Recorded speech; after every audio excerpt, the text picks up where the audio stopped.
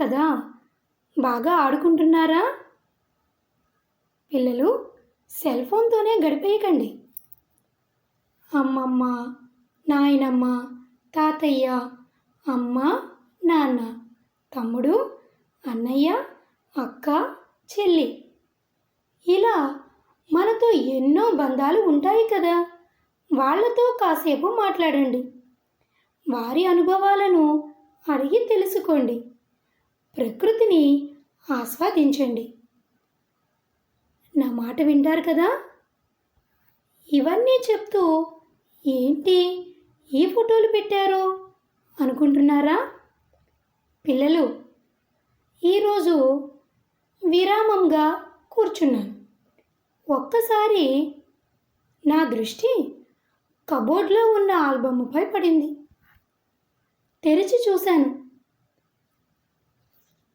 మా ఇంటి సభ్యుల చిన్ననాటి మధుర జ్ఞాపకాలైన చిత్రాలను చూస్తూ బాల్యం ఎంత అందంగా ఉంటుందో, ఆ వయసులో చేసే చేష్టలు మనసుకి ఎంత ఉల్లాసాన్ని ఇస్తాయో, తెలియనితనంతో మాట్లాడే మాటలు ఎంత ముద్దుగా ఉంటాయో, ఇవన్నీ మీతో కాసేపు మాట్లాడాలని అనిపించింది.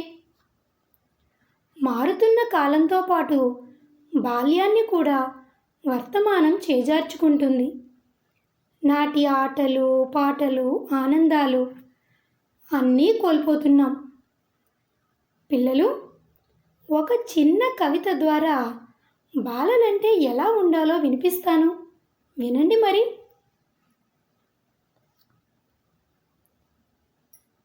కవిత శీర్షిక మంచు బిందువులం.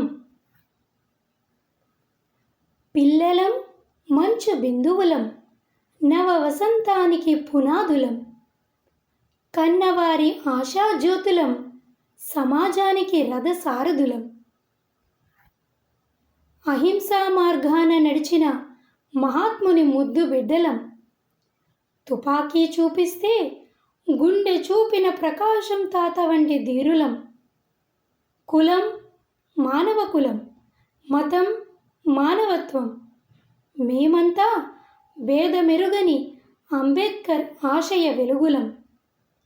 వినయంగా విద్యను నేర్చుతాం, ప్రేమగా గురువుల్ని గౌరవిస్తాం, అమ్మ భాషలో మాట్లాడతాం, ప్రకృతిని పదిలంగా చూసుకుంటాం, అవినీతిని పెకలిస్తాం, అన్యాయాన్ని ప్రశ్నిస్తాం, అధర్మాన్ని ఖండిస్తాం, సురాజ్యాన్ని నిర్మిస్తాం.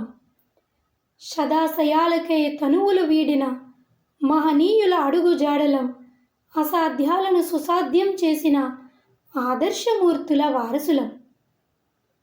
అర్థమైందా పిల్లలు? మీరే రేపటి పౌరులు.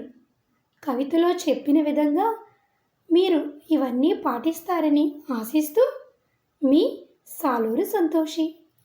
ధన్యవాదములు.